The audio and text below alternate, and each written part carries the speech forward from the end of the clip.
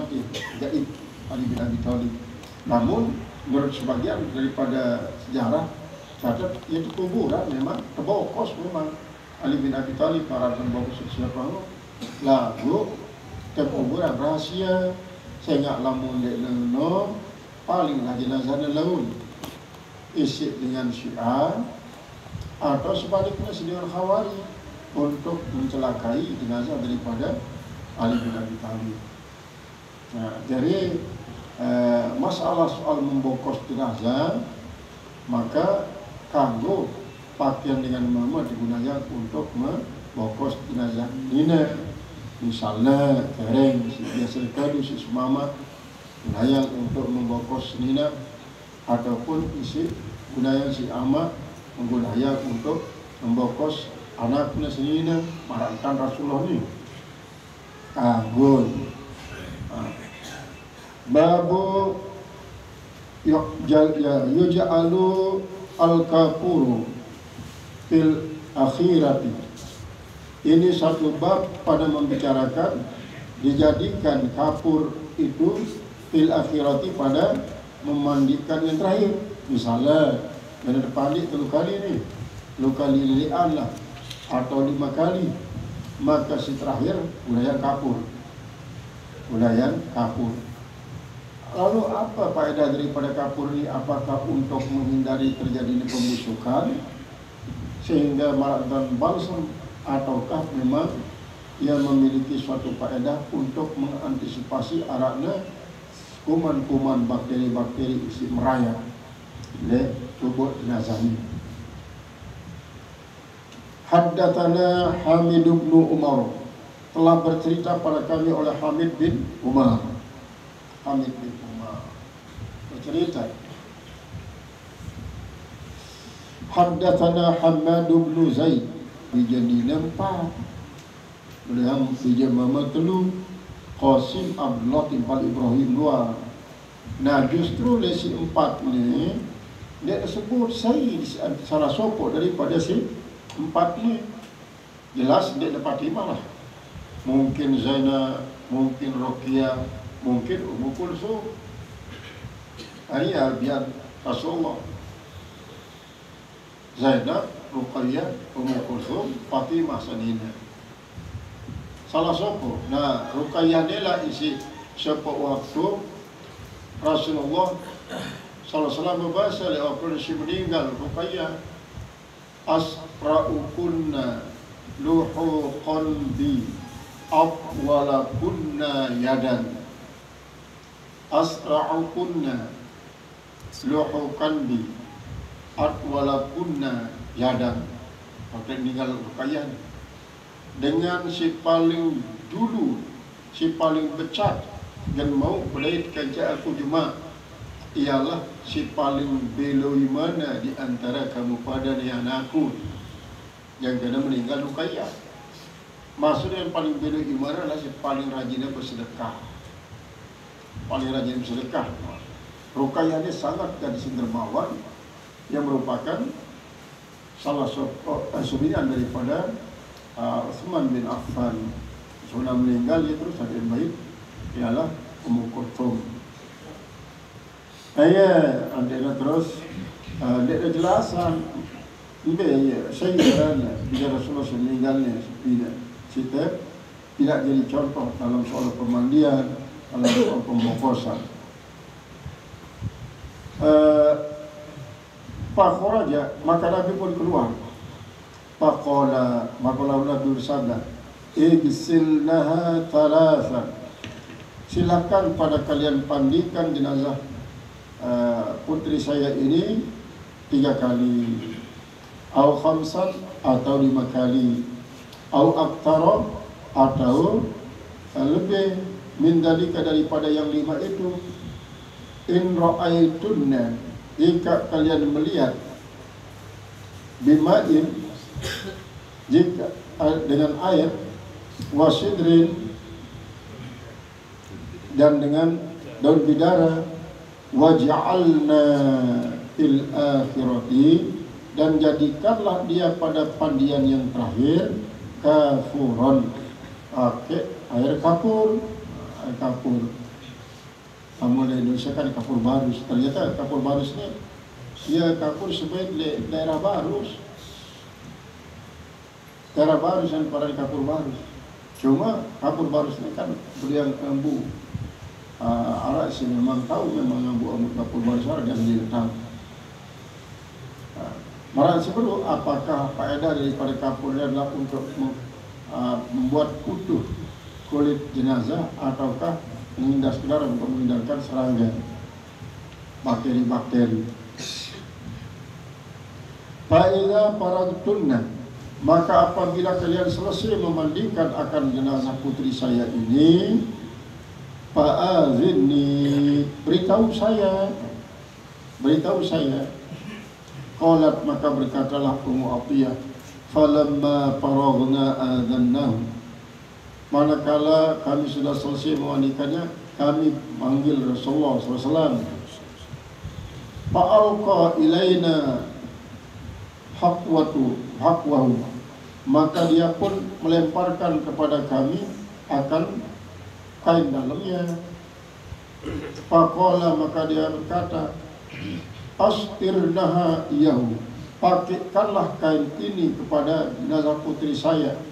Pakaikan dia. Pakaikan. Maka terlaksanalah marah isi anjuran si Rasulullah SAW. Setelah selesai mandi 4 kali apa 5 kali atau mungkin ini lebih atau lebih ini lebih. Terakhir adalah dia menggunakan kapur. Qala wa an Ayyub, dan daripada saudara Ayyub, Ayyub al-Ansari.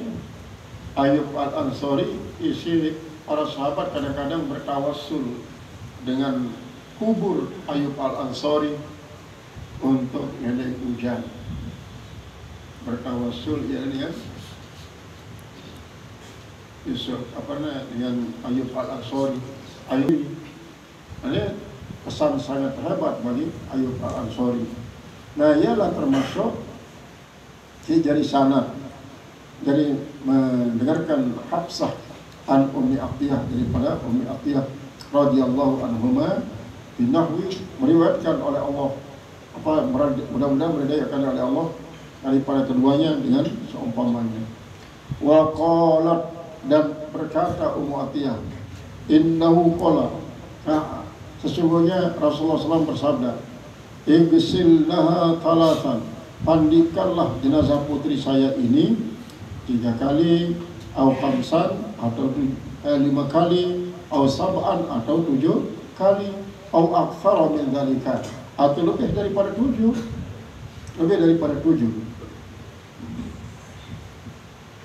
In ra'aitunna, jika kalian melihat bahwa itu yang seharusnya sampai 7 misalnya. Qalat Hafsatu, berkata Hafsah.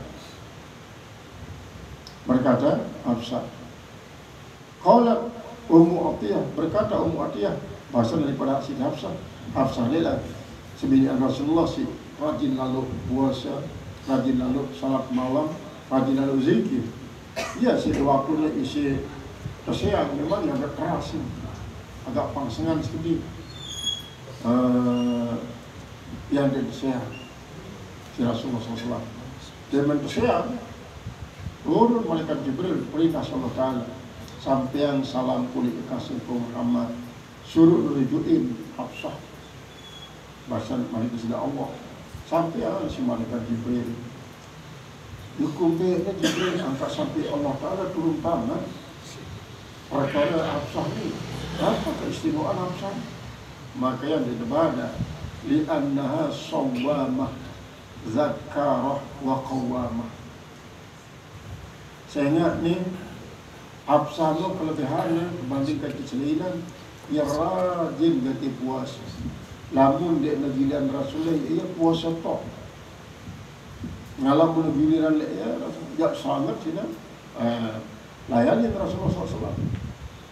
Rajin zikir, kemudian qawwamah, rajin salat lain. Ya, ruang awil Hafsah. Nah, ini menunjukkan bahwa dengan isi rajin puasa, rajin zikir, kemudian rajin salat lain, sangat di sini menang sih. Rasulullah, karena Allah Ta'ala demen dengan semacamnya. Maka yang berbunyi sebagian daripada para ahli marifat katakan intemele tahu diri terdemenang insya-Allah Ta'ala, maka kita ngak lem lamun terus istiqamah turesan insya-Allah Ta'ala untuk salat tahajud kanda wahai Allah cinta kita. Ia si bersuruh Allah Ta'ala, ia murusanita arah doang sepatutnya ditulis. Wa minal laili fatahajjat bihi nafilatan lak asa ayyad ataka rabbuka maqaman mahmuda. Perintah pertama adalah Rasulullah. Lagu selanjutnya untuk kita sebagai umat hendak terperintah qumil laila. Kiri bangunlah di malam hari. Ia dengan tahu salah satu karena tercintai Allah Ta'ala daripada para ahli marifat. Nah ya si meriwayatkan Malik waqalat dan kita dengan kenal Allah Ta'ala di kita ia, maka daripada tanda mayan dan memanik kepada Allah Ta'ala kuntu kanzan makhfiyan fahbabtu an uqraba fa khalaqtul khalqa liya'rifani. Lai aku ni adalah bagikan perbendaraan yang tersembunyi. Lagu ngone-ngone ngetuan dirinya sendiri Allah Ta'ala. Enku jari Allah di makhluk sitina. Enku jari makhluk saya Allah simina aku.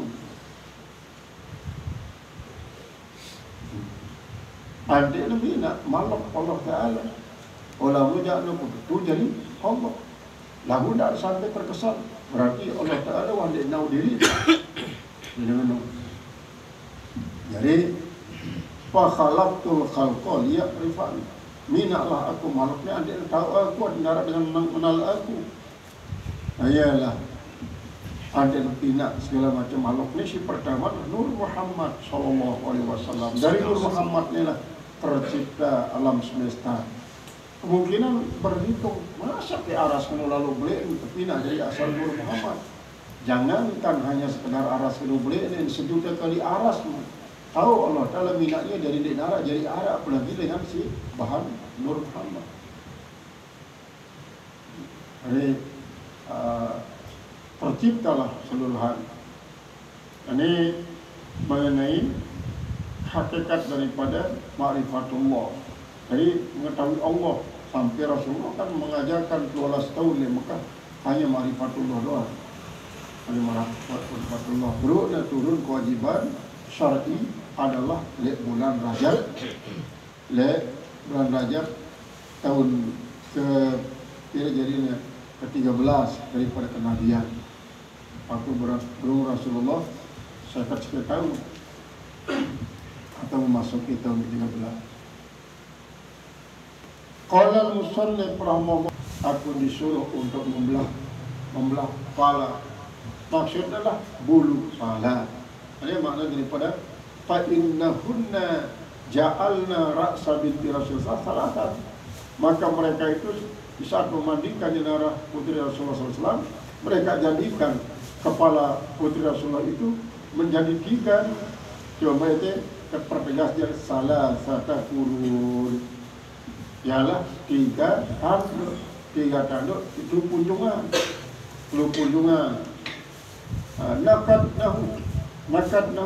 Mereka mencaburnya. Thumma gassalatu. Kemudian memandikannya. Thumma ja'alnahu salasata qururin. Kemudian mereka menjadikannya menjadi 3 tanduk. Nah, jadi 3 tanduk berarti kunjungan dulu. Ada narak selak-selak antara satu tanduk dengan tanduk lain, memungkinkan dia untuk apa? Untuk menyampaikan air pipa dalam kulit daripada otak. Tentunya bulu isi tanduk ini adalah setelahnya terbesar, setelah terpandi cara lindilah selapuk dikena. Sehingga lamun dengan terpilih pintil terpucung Sedeman terpandi kan ini kena laun air si air bagian dalam daripada si kunjungan ni. Jadi pagiin telu, saya kunjungin telu.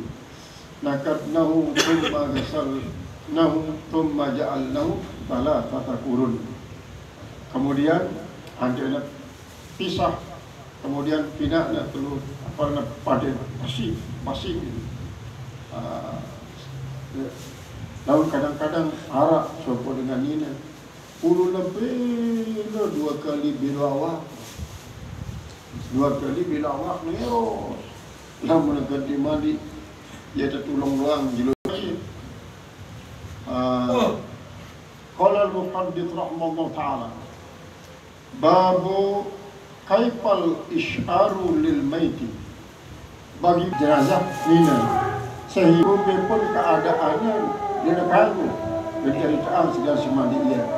Karena apa? Apabila ceritaannya aib daripada dengan dengan si pandinya, maka terpengaruh memang jenazah ini. Karena apa? Karena ia akan melahirkan sebuah zikrul sayyi, artinya menyebut-nyebut kelengian.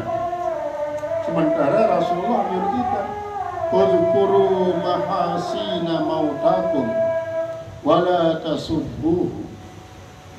Pada sebut kebagusan-kebagusan daripada mayit-mayitnya, tak baik gen wadah-wadah, tak baik gen wadah-wadah. Dan dia memberikan suatu mafhum apabila disuruh menyebut kebagusan-kebagusan mayit dia terkagum mewadahnya, berarti otomatis kita terlarang untuk mengungkap akan kelingian-kelingian. Mengungkap kelingian ini adalah akan mengakibatkan mayit itu pun merasa terganggu. Kadang-kadang manusia setelah meninggal itu lebih peka rohnya dibanding ketika waktu masih hidup. Lebih peka, maka lebih sensitif. Walaupun memang roh berpindah dengan jasad, justru setelah berpindah roh atau lebih peka. Kemudian karena dia waktu masih menyatu dengan tubuh, boleh jadi dia bersifat subjektif dan objektif rohnu. Arti subjektif artinya arah pengaruh daripada jasad untuk mempengaruhi roh. Adapun apabila berpisah daripada jasad, maka jasad tidak bau mempengaruhi roh. Walaupun mungkin roh bau mempengaruhi jasad walaupun berpisah. Karena apa? Karena lamun jasad kan lamun tinggalan si roh mati jasadnya, sedangkan roh akan berpisah daripada jasad tetap hidup. Nah, dan yang penting endah adalah bahwa Allah Ta'ala mina sikit roh untuk sikit jasad,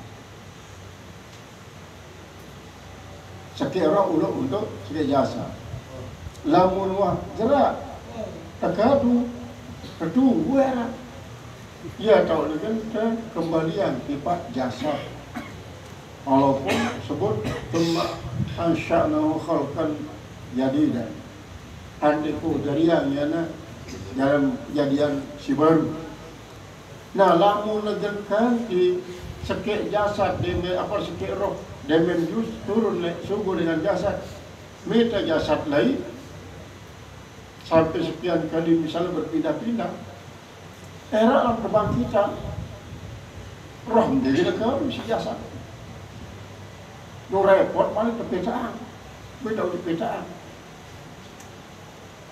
Jadi Allah Ta'ala mina roh sejumlah jasad dan mina jasad sejumlah roh. Jadi ini jasadnya terpindah terus menerus, sementara rohnya terbatas. Nah, ialah sebabnya adanya tersebut di dalam Al-Quran, kalla innal abrara lafi ilyin wa innal fujjara lafi sijjin. Artinya roh dengan sebagus-bagus adalah ilyin dan ditolak, sedangkan roh dengan isi lingin-lingin ditolak oleh sijjin. Dia nak cerita dia meninggal dunia dengan bagus, tapi balik jasad lebih bagus, agar tolak rohnya benar. Atau sebaliknya, dengan si jahat dengan subul rohnya, tapi malik jasad oleh tolak rohnya. Ya, walaupun mungkin Arab paham, isi mengatakan paham reinkarnasi, isi irada. Wa tarkibu qaidul basar, sedangkan susunan-susunan daripada material itu adalah merupakan tumpahan daripada penglihatan. Wasuratu qaidul kalam, sedangkan rupa itu adalah merupakan tumpahan daripada ucapan. Ini kadang-kadang timbul pertanyaan, dalam urutan memang sifat 20 apa kemana nanti kok kalam paling akhir akan dimun wujud paling pertama parang daripada sifat nafsiyah, kemudian sifat salbiyah, kemudian sifat ma'nawiyah, sifat ma'aniyah. Nah kemudian kalam merupakan akhir, sementara di redaksi kitab-kitab nahu kalam paling pertama kali berbicara. Kalam kok di dalam ilmu tauhid sifat 20 kalam dan mutakallim si terakhir, maka tidak peduli marantan pembicaraan ilmu dengan kitab nulis paling kode sampai si paling pelik selalu pembicaraan kalam itu. Lalu baru berakhir dengan setutur-tuturnya Iqra, kemudian tazir, Iqra wa tazir, kemudian munada murakam, munada rutbah, si berkaitan dengan masalah Failul Qulub, merupakan pegawaian hati. Ini jadi ia sih bahas para ulama-ulama tauhid tentang makat kalam, padahal namun kalamullah laisa bi sautin wala harfin, tanpa suara dan tanpa huruf. Lalu Nabi Musa, apakah ia dengarnya firman Allah? Misal arak sebenarnya dengarnya, kemudian itu bukan hijab untuk mendengar firman Allah. Lamun berarti yara suara dan suara huruf si dengarnya si Nabi Musa. Adapun lamun paham daripada Asy'ariyah dan Al-Maturidiyah, ya Nabi Musa dia mendengar suara dengan cara dibukakan hijab. Lalu bi'ilqaihi mubasyaratan fi qalbi, artinya pesan-pesan Allah di dalam tumpang langsung di dalam hati Nabi Musa, sehingga hadisun nafsi adalah merupakan isyarat daripada kalamul qudsi. Artinya kan di dalam hati berdaya jari bi'ilqai mubasyaratan fi qalbihi. Setiap ilqa ketumpahan ya paham Nabi Musa. Jadi dia mendengarkan ucapan, dia mendengarkan suara. Ma tilka biyaminika ya Musa, mulai dari ikhlaq na'laika fa innaka bil wadil muqaddasi tuwa, sampai Nabi Musa ngendai Rabbi arini anzur ilaik. Ini kaji kita perlu dikaji, ada kaji mau ingat perlu dikaji. Nanti disuruh Nabi Musa anzur ila jabali in istaqarra makanahu fasawfa tarani. Coba nu kita pucuk gunung Musa. Lamun kita imamot bos kita akun.